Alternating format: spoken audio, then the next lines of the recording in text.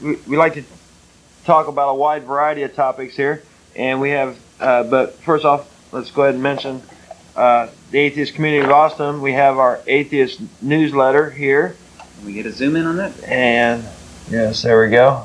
Which doesn't matter. Oh, okay. There you go. And John Coons does a fine job on that.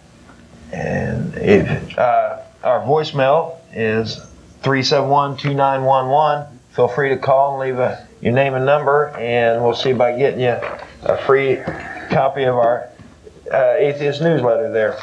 And like I said, we have several news articles here, so I guess we'll just go down the line here one at a time. If you want to start, Don. Okay, the article I brought today talks about the problem with faith healing, and I wanted to talk about this a little bit because we believe in freedom of religion. We believe that people ought to be able to practice whatever religion, whatever their faith is, but there are some issues that come up with that. This article is from Saturday's American Statesman. It starts off, 11-year-old Bo Phillips had been dead about 3 hours when Detective Jeff Green arrived to investigate. It was 6 p.m., February 23rd. About 100 people were at the house praying and offering support and condolences to family members. An autopsy revealed the boy died of complications from diabetes after suffering painful symptoms for 7 days and lapsing into a coma, said Dr. Larry something. The boy was 15 to 20 pounds underweight when he died. This was easily treatable, Lumen said. It was a simple, everyday thing. Instead of taking their son to a doctor, however, Bo's parents prayed for him. They are members of the, I won't mention the name of it, whose members believe prayer is a substitute for conventional medical treatment. Records show as many as 25 children in the congregation have died in the past 2 decades because their parents offered them only prayer, not medical care. And then it goes through a list of different children that have died from various a congenital defect that blocked the kidney, an infection, hernia in the small intestine, various things like that. And we talk about the First Amendment a lot on the show, and how the First Amendment guarantees free exercise. But where do you draw the line? And I think I get real uncomfortable when it comes to this point, when it comes to children dying because of their parents' religion. I mean, the children don't have any choice in that. That it's a sad state of affairs that they honestly think that prayer is actually going to cure this child. And I hate to be intrusive, but once there's got to. I don't know if you could set a law to an age limit, somebody under 16 or something like that.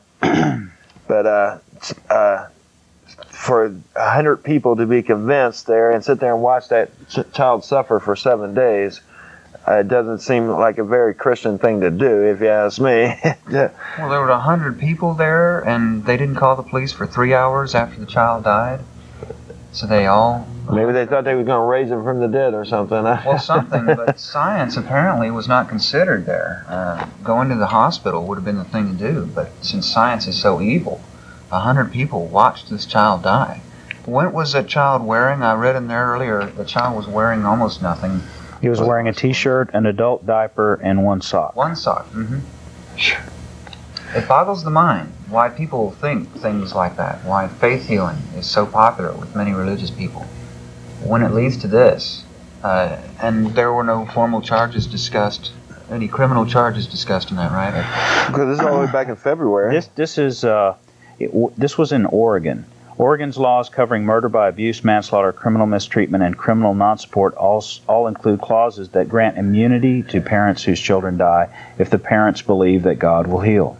If you or I did this to our child, we would be prosecuted, said this green person who specializes in crimes against children. These children don't get a choice of being taken to a doctor or emergency room or having 911 called for them.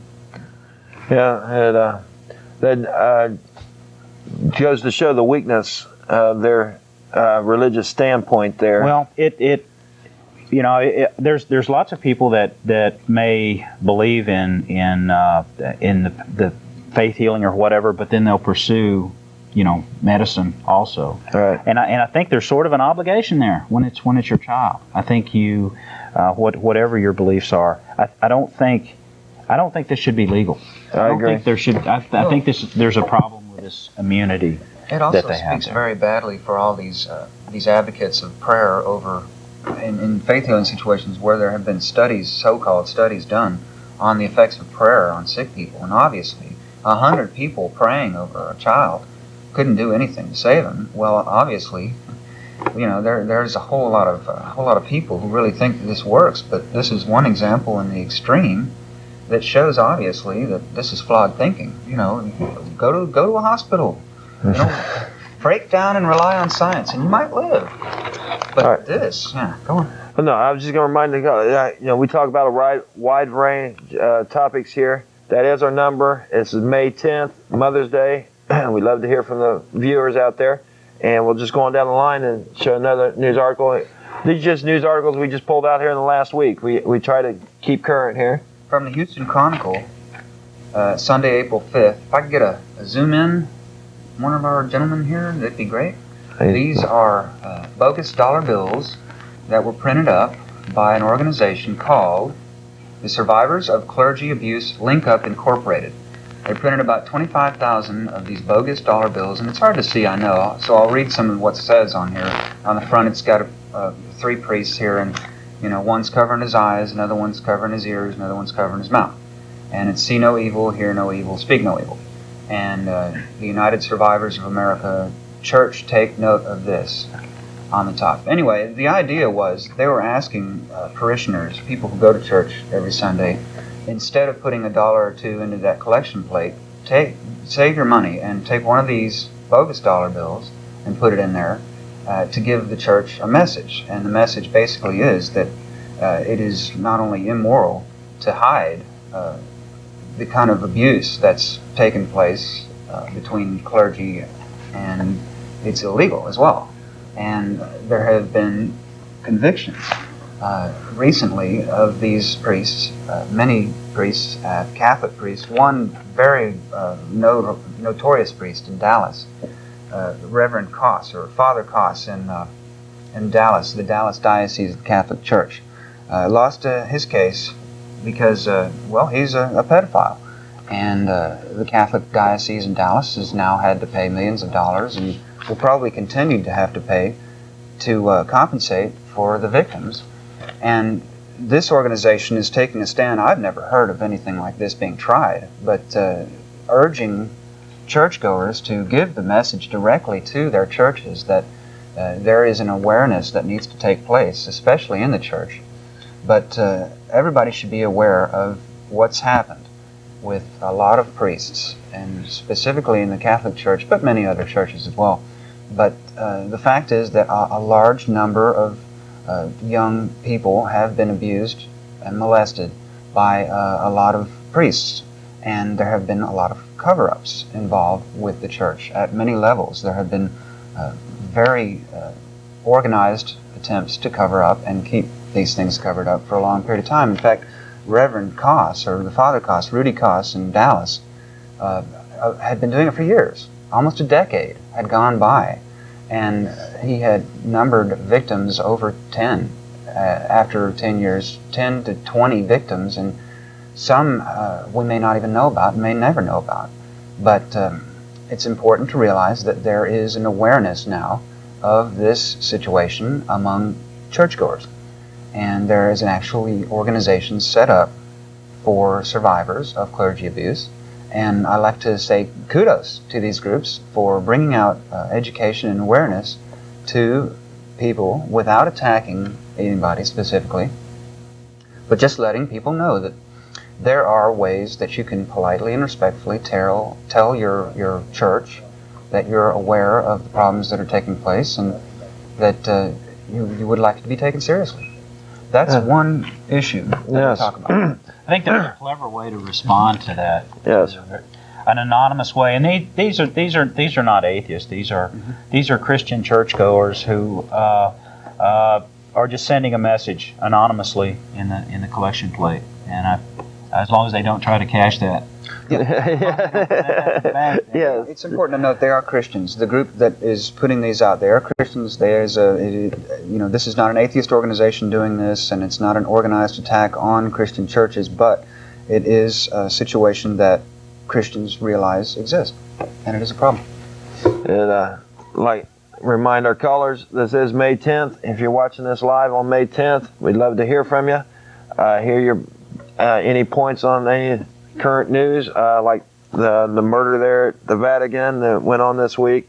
It heard a lot about the Swiss guarding that. I didn't realize that. I want to do more research into the history on how the Swiss ended up guarding the I hear that's a fascinating story. I don't know that much about it either, but they wear like medieval uniforms and very colorful. I guess they're very popular with the tourists. But I think it had something to do with the neutrality of Swiss as the reason they got picked for the guard duty or something to that effect. But they've been doing it for quite some time. And so I'd love to hear, if anybody knows more about the history of that, we'd love to hear from you. But my article I brought in has a little Texas connection. It was talking about the Texas preacher and leader of the largest anti-abortion rights group emerged unrepentant from nearly 3 months in jail Friday, criticizing the Reverend Jerry Falwell and promising more protests. The reason I thought this had a connection had to do with the Religious Freedom Amendment. This guy went to the jail for violating the law and everything else, and has not stopped him whatsoever. This guy gets any confirmation from the government, such as the Religious Freedom Amendment. I just feel it's going to give him more strength to his cause. His quote here is, "I'm a prisoner of Christ, a captive to his cause." The Reverend Flip Benham told about 25 supporters during a prayer vigil.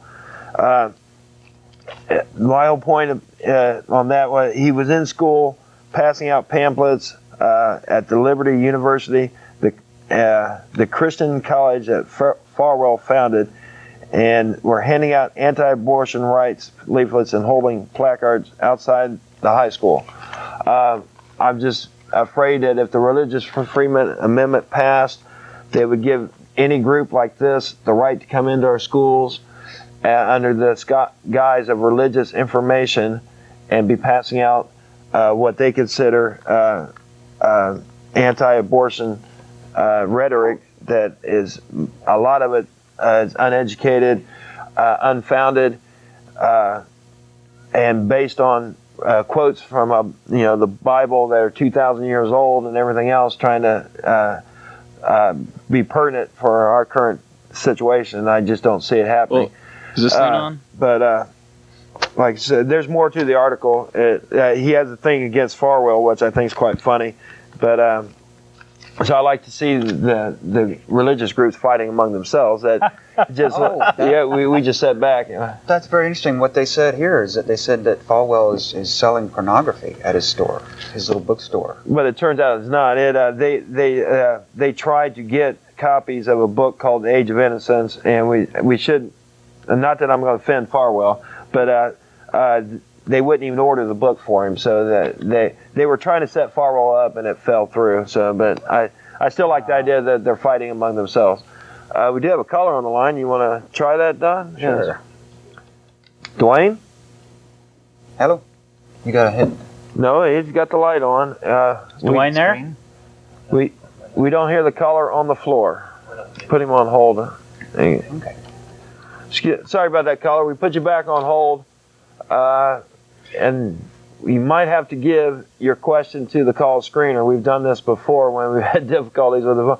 This is live television, folks. You never can tell what's going to happen next. I was wondering if I could mention something. Can anybody hear me?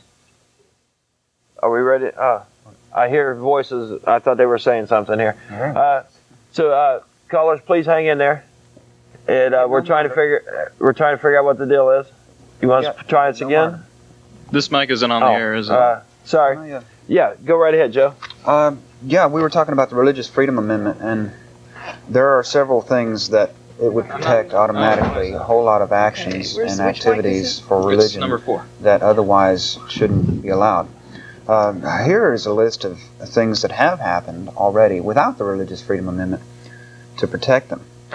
An assembly was called in which the students heard misleading information about condoms.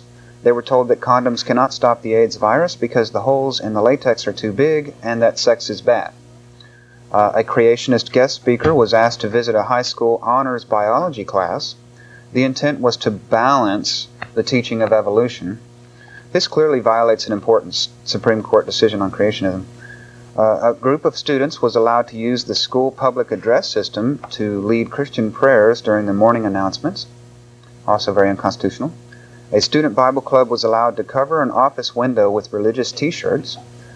School supplies were used to promote the group. The effect was to give Christianity an official look. A pregnant teenager considered a legal abortion. A group of Christian teachers took her into a small room and pressured her to turn to their God. A social studies teacher treats Old Testament Bible myths as if they were historical facts. No mention of other religions or non-religious beliefs is made. These are just some examples of things that happen They're going on without the protection of the RFA. And that was just at one school. Yes. Was it? Yeah, just one Texas school. Yeah. And over it. I know what I need. Jesus. I need Jesus. Yes. Go ahead, Arla. That was from our newsletter, The Atheist. Read about it. Okay. Are we ready to try the caller again? We're supposed to try Duane again. Hello? Yeah, Yes, there you turn are. your TV down a little bit. All the way, in fact. Turn your TV down. How you doing? Real good. Feed him back. I got it all the way down. Oh, that's all right. It must be on our end. Okay. Go ahead and Much try. better, much better. Thank you. Good morning. One thing about I think the reason the Swiss are like the soldiers like in the Vatican, Yeah. Right? it goes back to like in the Middle Ages when the Swiss were like the main mercenaries in Europe, and in Italy was like divided up into city-states, and at times previous in the past, the popes had like wars or struggles with the King of France, because at one time the King of France had kidnapped the Pope, killed him, and put another Pope in his place. And so the Vatican had to defend itself, so they hired mercenaries, and the mercenaries were Swiss. So they're actually paying them to be there. They're still Yeah. mercenaries. They're still like hired. Yeah, well, they were mercenaries then, so I don't Okay. figure any reason for them to change over the time. Well, they're like the palace guard now. Yeah, now they're like a palace guard, Yeah. as opposed to being straight up mercenaries. But the Pope was kidnapped? But they never were good soldiers anyway. Oh, really? And, you know, they never. Yeah, because they never really fought anywhere, did they? They always wanted to be Yeah, neutral. and because Undefeated. have you ever read The Prince by Machiavelli? Back in school. Okay, well, in The Prince, they talk about the mercenaries, because a lot of that stuff is like commentaries on the Pope and the Pope's having a military, and he always said that mercenaries weren't good soldiers, and how people in the church, how priests or preachers would never be good leaders, and how the regular population would allow them to get away with things that they wouldn't allow secular politicians to get away with. And I guess, that's where these Swiss guys go way back to being mercenaries. I guess it's a big honor if you're a Catholic. I guess there's only 100 of them is what they're saying. To be guarding the Pope, I guess, would be quite the honor if you were a Catholic. And I'm sure these guys are like real elite too. I'm sure they don't Right. have just any drafty. Well, we're finding out, didn't we? Yeah, we're finding out how yes, How elite is that, I guess? what their screening process is really about there. I don't know. Well, and there's only 99 now. But I think the big question for me in my Well, mind 98, two of them died. Didn't Two they? of them? Oh, really? Yeah, 98 died. I think the big question 98 are alive. is how can you be that close to God or God's radio in the form of a human if you're going to be doing those things like that? How could that creep into his mind if God's presence is so strong there? But We appreciate your call, Duane. You have any Okay. other? No, that's it. All right. You have a good day. So, see other callers on the line, and they're processing the names right now. So, if we got a minute here, you want to? some announcements? Sure. We had our election last week. Went real well, and Don and Kellen were reelected as co-chairperson. I think that shows a lot how well the group's been going. And how well a job you guys have been doing. That there was no doubt on your re-election there. And if you haven't, you're welcome, Don. And if you haven't renewed your yearly dues, it's definitely time to do that. If there's any of our members out there that are listening that haven't, and we'll remind you of our blood drive coming up. Our quarterly blood drive. It'll be June 20th, and It's a Saturday. right. Our lecture series went real well last time, and the next one is going to be May 31st. And who do we have scheduled? I don't remember the name. We do have someone scheduled for that. I remember the subject. It's going to be about kind of alternative medicine stuff. Excellent. There apparently there's a lot going on in the medical world now that is way off into pseudoscience, and that's gonna be the subject. Excellent. So we always open that to the public, and we love seeing new faces. Come on in and meet some atheists there. If you haven't met, if you don't know any atheists, come on down and see what atheist is all about. We're not the evil portrayed on through history. That's right, and that's one reason we do this show. Is there's lots of misconceptions. People that call in find out that a lot of the things they thought about atheists were not correct. So it's good to start correcting some of that stuff. Yes. And like I say, we will remind you again, this is Mother's Day, May 10th. If we'd love to hear from any of the mothers out there too. And what I was going to say, we might as well go on to our Unsung Atheist Hero. Yes. Every week I put together a little bit. Actually, I take it from, I should be honest, take it from the American Atheist Wall Calendar 1998, which has a lot of information about unsung atheists. So I have a weekly segment called Unsung Atheist Hero or Heroine of the Week. And my pick for Hero or Heroine of the Week is Frances Wright, an atheist heroine who lived between 1795 and 1852. She was the daughter of a freethinker who risked arrest to provide money to print Thomas Paine's works. Frances' parents both died in 1798, and she was sent to live with very conservative and wealthy relatives in England. Frances hated their idle, purposeless way of life. She became interested in the writings of Epicurus and Jeremy Bentham, but then discovered the United States described in a book. She determined to visit the U.S., and she first traveled here in 1818. Upon her return home, Frances wrote Views of Society and Manners in America. Not only did her optimistic descriptions delight Americans, but they won her the friendship of the Marquis de Lafayette. In 1824, she returned to the U.S. with Lafayette. She met with Thomas Jefferson and discussed slavery, which she had not seen on her first trip. It surprised her that the country she thought was so perfect had slavery. She determined to do her part to end it. She purchased a plantation she named Nashoba and purchased slaves with the purpose of teaching them marketable skills and then setting them free. Unfortunately, she was a better idealist and organizer, and one problem followed another. She became friends with the people at the New Harmony Commune and gave her first speech there in 1828. In 1829, she freed her slaves, taking them to Haiti, where she felt they would have a better chance at success. She began speaking and writing, becoming co-editor of the Free Inquirer. Moving to New York, she opened the Hall of Science, which provided education to laborers. She was married in 1831 and had a daughter, and for several years retired, but in 1835 she returned to speaking, continuing until 1839. She spoke for education, women's rights, and against slavery and religion, making many enemies. In 1843, she moved to Cincinnati and lived a quiet life. In 1852, she fell and broke her hip, and resulting in her death several months later. That's Frances Wright, and I have a quote here. Quote, "It is not that religion is merely useless. It is mischievous. It is mischievous by its idle terrors. It is mischievous by its false morality. It is mischievous by its hypocrisy, by its fanaticism, by its dogmatism, by its threats, by its hopes, and by its promises. Consider it under its mildest and most amiable form. It is still mischievous as inspiring false motive of action and holding the human mind in bondage and diverting the attention from things useful to things useless. The essence of religion is fear, and its source is ignorance." Unquote. That's Frances Wright. Excellent quote. Atheist Heroine of the Week. And such an well put there about it seems like an innocent little thing, the little Bible stories and morality and whatever. But once you start getting into the Bible and reading it, you find out what a poor source of morality choices it really is. And for them to take out bits and pieces out of context to base their life on and ignore the rest, I don't understand. And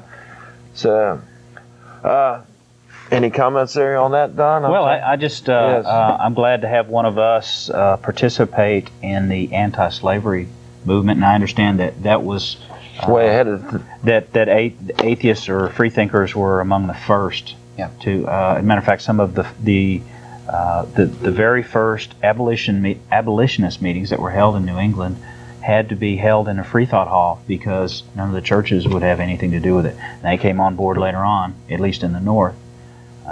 But I think that speaks well of our history. Oh, and she was speaking out against slavery in the 1820s. All right. That long before the Civil War. So, and how many people even during the Civil War could stand up and speak so eloquently against slavery and its chief cause at that time, I think, religion, in my opinion. Well, apparently, if you look back at the histories of the times, religion or Christianity specifically was used to justify slavery. Exactly. Certainly not all Christians were for it, but those that were, that was what they used as their evidence. That was their. It must be okay. I mean, we're saving their souls. Mm-hmm. Well, I did bring one more news article. If I want to share that with you too. This one's it's a fairly long one, so I'm not going to read the whole thing or anything. But this is a group called the Jesus Seminar. It's a group of biblical scholars that actually started back in 1985. There were 75 scholars who founded the group back in 1985. And by Robert Funk, a former president of the Society of Biblical Literature.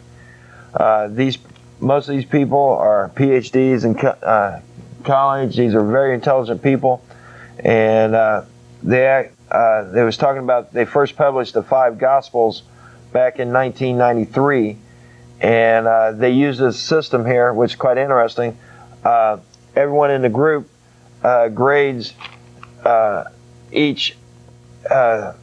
Well, in the 5 Gospels, they were doing the historical accuracy of Jesus' sayings that were in the Bible that are supposedly attributed, quotes that are attributed to Jesus, and they color-coded each one according to whether or not they thought it was that 100% sure that Jesus did it, maybe sure, maybe not sure, and then 100% sure that he never did it or said it. And they came up with only 18% of the quotes that are in the Bible were actually 100% sure that they were attributed to Jesus. Well, their latest book, The Acts of Jesus, now goes on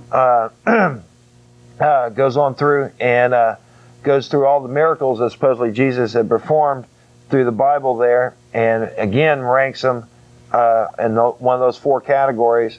And they only came up with 16% of all the miracles that were that Jesus performed in the Bible. Only 16% of probable rating or better, which would be the pretty low percentage if you ask me. It just goes on further what we've been saying along, the total inaccuracy of the Bible. And this is a religious group that believes in God and went to school studying the Bible and everything else, and have come to the conclusion that only 16% of the actual events were actually true. And that just amazes me that they can still consider the Bible a divine instrument. I don't know if these 75 people do, but there's quite a few people in the world that would. I'm looking forward to reading the book. Like I said, this is in Friday's paper, so I haven't had a chance to see the book yet. But it's called The Acts of Jesus, and it's from the Jesus Seminar. So if any of our callers have actually heard of it or read it, we'd love to hear their point of view. We had an idea here on a topic here. Compare atheist mothers and Christian mothers. don't know if we want to, really. On their day, anyway. Yeah. I don't know of any atheist mothers right offhand. Would you consider your mother an atheist? No, my mother was not an atheist, yes. but she was an excellent mother. She was an excellent, was an excellent human being. Yes, we'll never say anything bad about any mothers out there. Well, not today. Well, I suppose I'm prejudiced, but yeah, there you go. But as I mean, one of the things that is important about being an atheist is how do you get along? How do you interact with other people? The people you work around are likely to be religious, and people in your family are likely to be religious. And this is where tolerance and belief in religious freedom really becomes important. Because if you don't believe that, if you believe, as the Bible says, that you're supposed to kill the unbelievers, then we have a lot of problems getting along. But people don't believe that. My mother didn't believe it. My father didn't believe it. And they were tolerant and understanding, and felt that I should be able to be my own person, and that my beliefs were okay. So my mother's gone now, but she was a very wonderful person. And my wife, who is the mother of my daughter, I'd also like to say hi to her on Mother's Day, because she's a very special person in my life, and supports me as an atheist also. Yes. So what about you, Joe? Is your mother atheist? Nope, not even close. Not even close, huh? No need to go into it either. Oh, okay. Well, no need to. And we'd like to hear from any atheist mothers out there. My mother's not an atheist either, and so I honestly say I don't know any mothers that are atheists right offhand. So we'd love to hear from the atheist mothers out there to let the rest of the world know how you're doing with your children. Are they running wild on the street, or they are good citizens? Or because we like to remind the community what good citizens are. The atheists in our group are. We'd like. Now, come on, Keith. Let's. Hey, I wanted to go back to this for a second. Sure. And say that No these problem. books basically color-coded certain portions of the New Testament talking about Jesus' miracles. And I just think it's great to color-code the Bible in the first place, but such low percentages for the accuracy or the actual plausibility of some of these miracles, 16%. Well, then there's an interesting quote here that they're saying, the miracle stories are forms of propaganda used in those days to advocate or promote a figure who was in contest, or so to speak, with other figures of that time that could do other similar miracles. So it became a bragging right, hey, our Messiah can walk on water. Well, Our Messiah can whip your Messiah. Yeah, that's pretty much what they were saying back in 2,000 years ago. And if you notice, there's a lot of miracles attributed to them, and a lot of them are basically needless, silly little miracles that really didn't need to occur. Well, and of course, if we sat down with a Bible and magic marker, we would probably come up with an additional 16% that are not true. Because I mean, it's pretty easy for us. None of them are true. This is something for religious people to struggle about. Right. And it's interesting what the scholars come up with, especially when they are.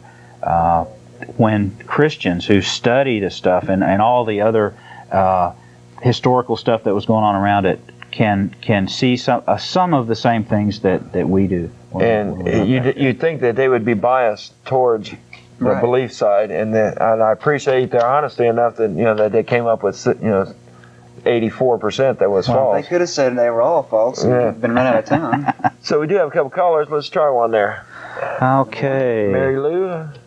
Good morning, caller. Hello? Good morning. I'm not an atheist mother, but I'm a free thinker mother. Very good. All right. Well, welcome. Thanks for calling. And Yes. as a free thinker, I don't have a bully pulpit.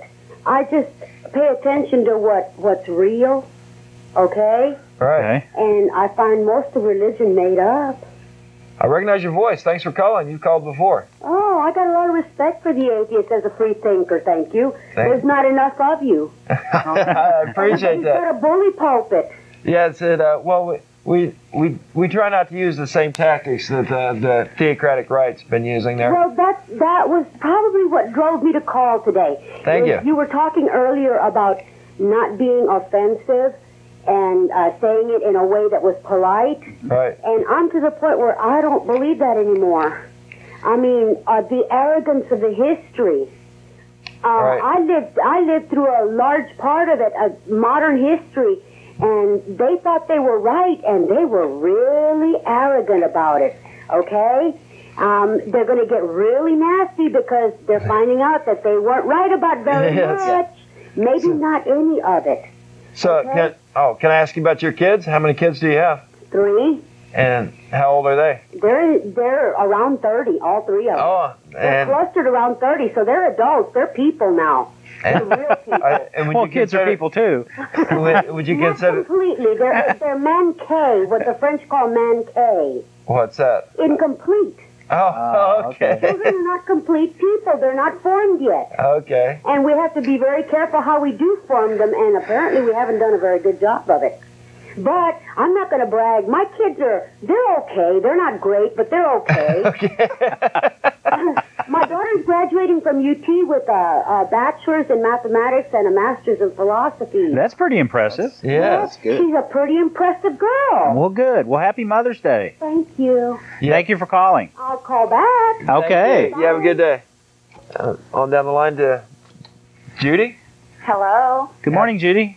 I want to tell you how much I appreciate your show. I try to catch it every Sunday morning. Thank you. Thank you. I'm a mother of 3 daughters, 24, 20, and 17. Happy Mother's Day. I have been an atheist for a number of years now. And I feel that the more educated our society becomes, the less that we will have a need for religion in our society. Excellent point. I believe the most violent element in our society today is ignorance, and with technology the way it is, nowadays the more that we find out truth about matters, the less we need things that we just believe in that aren't truth. And I just wanted to call in and tell you my husband and I watch you every chance we get, and we appreciate all the information that you're putting out over the air. Well, thank you. That's always nice to hear. We would, Judy, we'd love to meet you and your husband after the show down at the bagel shop. And where is the bagel shop? Well, it's on West 5th at La Vaca. And Lavaca's right now. Yeah. Jumbo Bagel Bagelery. yeah, you just And if you can't make it today, give us a call at 371-2911, and we'll send you a newsletter and get in touch. All right, great. Keep up the good work. Thank you for your call, and happy Mother's Day. Yes. Thank you. Bye-bye. And as Don pointed out, we meet every Sunday after the show's here. We go right down there. Go ahead and give our webpage the address. We do have a webpage out there, too. website www.atheistcommunity.org. And it's an excellent page there. Kellen Von Hauser does an excellent job on that. And so let's go on down the line. Yeah, we have another caller. Craig, good morning. Hello, Did we lose him? John Green. Oh, no, he's not green yet. There he is. Craig, we got you? Now we got you. Hi. Good morning. I recognize that voice. Hey, you were talking about miracles, and I'm surprised that you didn't bring up the incident that was reported in Corpus Christi last week. I missed it. Tell us. Fill us Did we in. miss a miracle? Yeah. Someone was- reported that the arms or the hands were waving on the statue of the Virgin Mary down there. No, I missed it. Well, it was on the radio, and just at the end of the report, it said the Catholic Church is investigating. Yeah. And, I mean, our Catholic friends just don't seem to understand how utterly wacko and funny this sounds to... I mean, someone told me this at work, and they were Catholic, and it was about all I could do just to keep from busting up. But I did read about that. It's one of those standard-looking Mary statues, and she's decked out. She's got the nice robe, but this one apparently, in all its plaster goodness, did this, and then I don't know, it cried tears or something, or blood or something as usual. But that's in Corpus Christi, right around the corner. No, that is too wild. The whole idea that the Catholics have raised Mary to such a high. You know, all these things always seem to happen very far south. Does it seem to be the way? Actually, I don't know. this reminds me of one apparition that I heard about a long time ago. That it was sort of the same thing. It was a statue, and it was actually inside a church, and it was crying. Apparently, they said it was crying, and that there were actual tears of moisture or water or something coming down from the eyes. Okay, and some people went down and investigated. I'm not sure if it was Psychop, but some people went and investigated and found out that it was a pipe over the statue, and it was dripping down in a way you couldn't see. I mean, it sounds crazy, but there's some ways that water can drip. Anyway, it was a liquid of some kind, and they tested it, and they found out later on that was raw sewage. Raw sewage. Right. And they were praying to it. Have you heard of the statue in India? I guess I don't know what religion this is. Some off branch of Hinduism or something that drinks milk. Yes. Yeah. I forget but it's the Indian with all the arms. Oh, not the Indian, the elephant with all the arms, or what? Something like that. Yeah. Well, It's also a cow. A cow. Arlo. Ivory Arlo, cow. Cow with Arlo. Arlo. All right. Well, have you heard how they've proven that Jesus was Jewish now? No. Well, he lived with his mother until he was 33 years old at home. A little bit of humor for the morning. Yes, thank you. Y'all take care. You have a good day. Thank you very much. Yes. Great callers. Thanks. You know, since the last caller gave us a little bit of humor, I'd like to stay with that for a minute. Sure. And I don't mean to offend anybody. Okay. So if you're offended by religious humor, poking fun a little bit, change the channel real quick. Okay. There's a little bit of a story behind this. This is from the Agnostic and Atheist student group at Texas A&M. And at one time there was some kind of one of the Campus Crusade or one of these groups had a T-shirt made with top 10 reasons why Jesus is better than beer. And the AASG replied with their own T-shirt. So I have here in my hand the top 10 reasons why beer is better than Jesus. Now remember, if you're going to be offended, please switch the channel. I don't want to offend anybody. But the number 10 reason is no one will kill you for not drinking beer. Yes. Excellent. Okay. Number 9, beer doesn't tell you how to have sex. That's good. Yeah. Have sex. Number 8, beer has never caused a major war. No. Is that true? As far as I know. I don't know. Probably. People fighting over the good stuff, I guess. Number 7, they don't force beer on minors who can't think for themselves. Good one. That provokes a little thinking there. Yes. When you have beer, you don't knock on people's doors trying to give it away.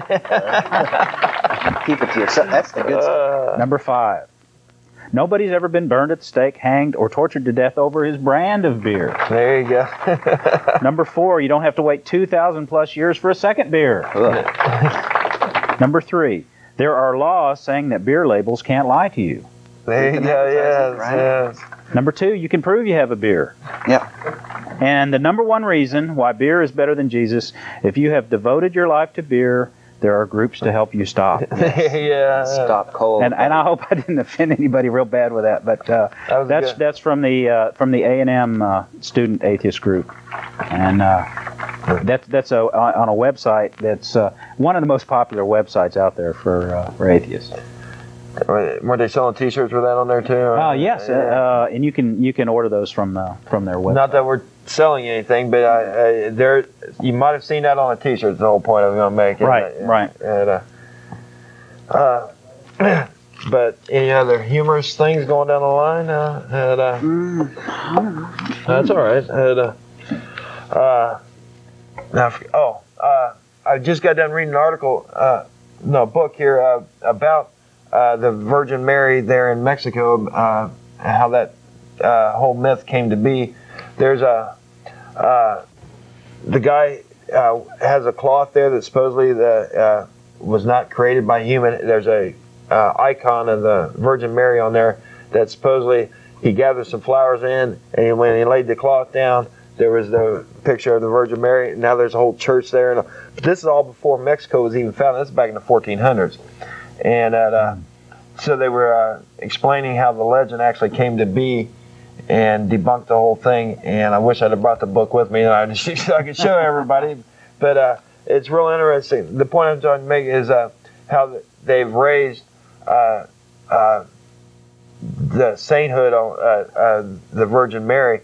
And the article went on to point out there was a group that sat down in the 700s and determined that she was a virgin for the rest of her life, even though she gave birth to Jesus. That she was, and the Bible says he had brothers and sisters and everything else. So the group actually went on to say that these were actually stepbrothers and sisters, and at one point they even went as far to say that they were cousins because they couldn't. There was no other story about Joseph having a first marriage or anything else. But there's a lot of Catholics in Mexico that believe that she was a virgin for the rest of her life. And what a terrible thing. Yes. Right? I mean, let's look at it realistically speaking. What's fun and how do we, geez, there's a connection there. I mean, let's try to have fun with life. I think that's masochistic. I just think it's interesting. And then Joseph just sort of fades off into history. We don't even know anything more about him much after that, do we? I don't think so. I think we just completely lose him. He becomes like the empty father figure is not there. And well, Father's Day, yeah. Let's have Father's Day, right? Yes, but we don't even know how he died or anything, do we? Or did he die? Yeah, or if he was, because supposedly Mary went to heaven. As far we don't know, Joseph.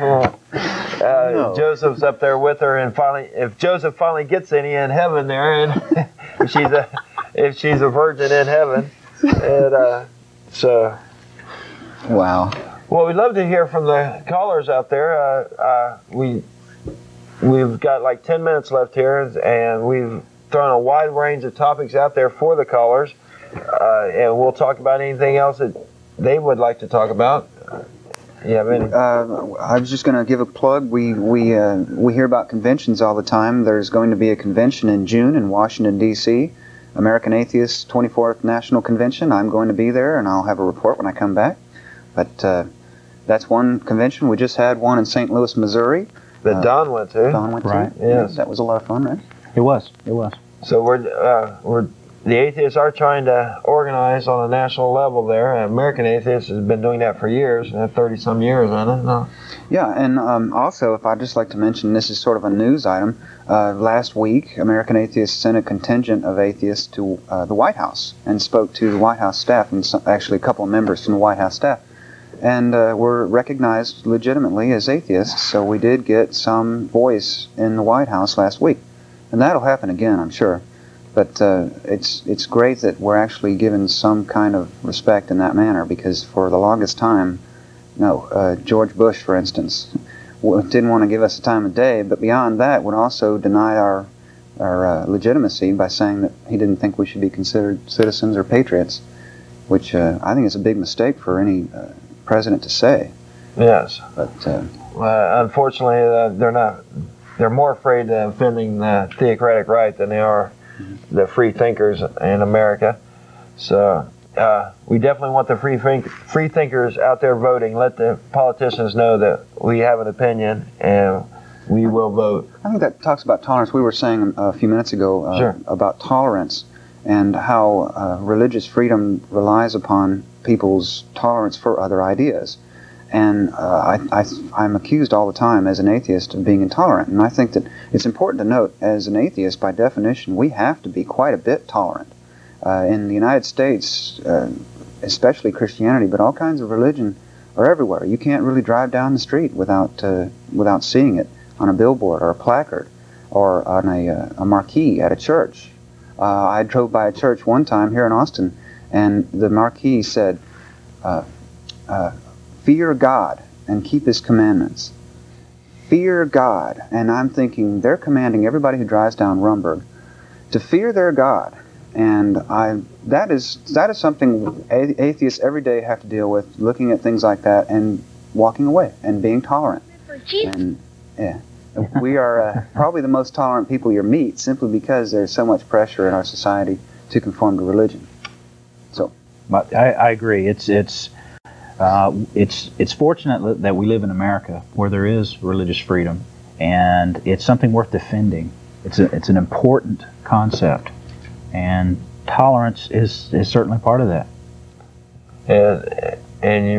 We get a lot of intolerance from the theocratic right, because right there in the Bible there is, that tells them that they're right and everybody else is wrong, and they become very closed-minded with that. And I'd much rather be associating with someone who's open-minded enough to admit that there's other possibilities besides what's being said in the Bible. Let's go to another caller here. Mariano? Hello? Hello? Good morning. Good morning. I would like to talk about the religious groups now want to ban trade with certain countries like China that do religious persecution of Christians. All right. And I'd like to point out that in states like Texas, you can't even be a representative if you're an atheist. You have to take an oath to a God. So these Christian groups are persecuting atheists in the United States, but then they want to ban trade with countries that persecute Christians. It's very hypocritical to me. Yeah, that's just one of many hypocritical stances that the religious people will be taking and have taken in the past. And from my understanding, that there's a movement going along changing that God oath that we had. Some sheriff's departments and all that I know have changed already. I don't know how far up the line that you have to do a God oath for. Well, the state constitution says that you're required to have a belief in a supreme being. I think there was a court case where that was challenged and overturned. And depending on the situation you were trying to get into as a public servant or as a juror or other situations. But in Texas, you're not required to do that God oath if you are serving on a jury, I believe. Right. Now the way it's written in the legal handbook, it has when you're qualified as a juror, it has "So help me God." Mm-hmm. If you don't want to do that, they're supposed to give you a religious free affirmation, an alternative. Okay. Affirmation. I understand, though, in Texas and some other states where that is allowed, that many judges will ignore that fact and go ahead and require it anyway. And of course, when you go to jury duty in Austin, if you don't say anything, you go into this great big area with maybe several hundred or 1,000 other people, and they swear everybody in at once. So you have your choice of saying something beforehand or hollering out "no," Yeah. And then you're singled out quite a bit. That's right. Yeah, that's right. They plan it that way too. Okay. All right. Thanks. Well, thank you very much. Excellent point there. Yeah, I would like to serve on a jury. I never have. I would love for them to send me a letter and say, come on and serve. I like to do my duty, and I would really love to be able to tell a judge that that law exists, that it has been corrected, and that we do not have to subscribe to or swear to anybody else's God or religion in order to be considered honest, truthful citizens. I went through that one time. Mm-hmm. I was called for jury duty. And this was right after Robin O'Hare was put in jail with her argument with the judge over the oath. Mm-hmm. And so I went and asked I went down to the Atheist headquarters here and I talked to Madeline, and they had an attorney there at that time, and I said, what can I expect? Am I going to be thrown in jail because I'm not going to take this oath? Mm-hmm. And they gave me some real good advice, and what I did was, when I got there, I contacted the bailiff, and they sat me aside in my own special little chair, and they swore everybody else in, and then took me back to the judge's chambers, and I had a conversation with the judge, and he wanted to know why I wouldn't do this, and then he administered a secular affirmation. And I did serve on a jury, and I enjoyed it very much. I feel that that's an interesting civic service. I mean, it's and it can be very challenging. But the point is that you have to single yourself out. You have to, and you shouldn't. You shouldn't. Right. You should be able to just. It's a secular nation, isn't it? Right. Well, it certainly should be. You should be able to go in the room with all these other people and have no qualms about taking an oath to do your duty, which is that's all it is saying that you're going to take seriously the service that you're about to perform. And be truthful if you're testifying, things like that. Now, I think it's silly. They've been, for decades, they've been requiring Jews, Muslims, and Hindus, and other people, and atheists to put their hand on a Bible. And first of all, a whole lot of us don't think there's much honesty in that book. But, to require us to put our hand on it without throwing it, I don't know. Maybe that's not advisable. But Robin O'Hara did go to jail for refusing to give a God oath. I don't remember why she was required to do that, other than the jury service. Is that what it is? She was going to be on a jury. Well, it was. She was called for jury duty, and in the first thing you go through, which is where they certify, there's an oath in that, and she was, I guess, a little more outspoken than the judge cared to deal with. Right. She could be very outspoken. Okay, we're almost out of time. Yeah, we're running low on time here, so we'll just remind everybody we're on here live every morning, 9 a.m. to 10 a.m. Every Sunday morning, not every morning. Yes, I have a job during the week, yes. And then we meet every Sunday after this at the Hot Jumbo Bakery. It's Atheist Community of Austin is who we're down there.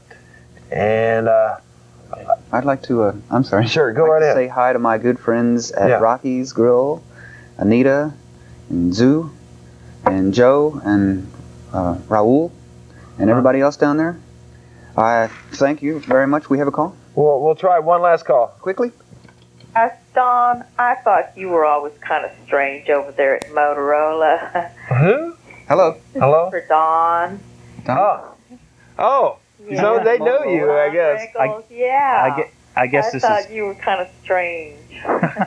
Can we have an identification? Who is that? Hello? I guess now she knows why you were so strange. I guess so. It all makes sense now. Oh, it was a former coworker, I guess. I guess so.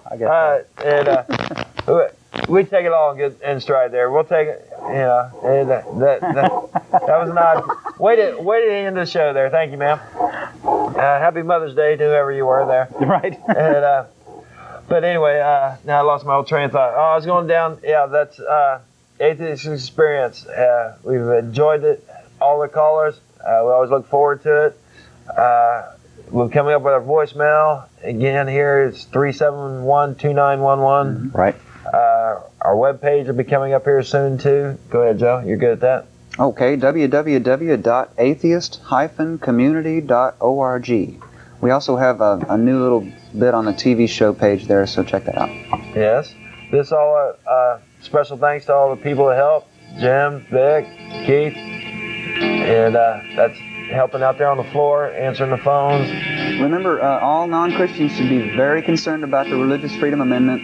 It is coming up for a vote soon in the House. Yes. Let your voice be heard and your opinions be heard, whatever side they're on. And, it's okay to doubt. Yes. Sorry, I'm thinking of phrases. That's all right. God is just another addiction. We love Austin. Yes. Don? Huh?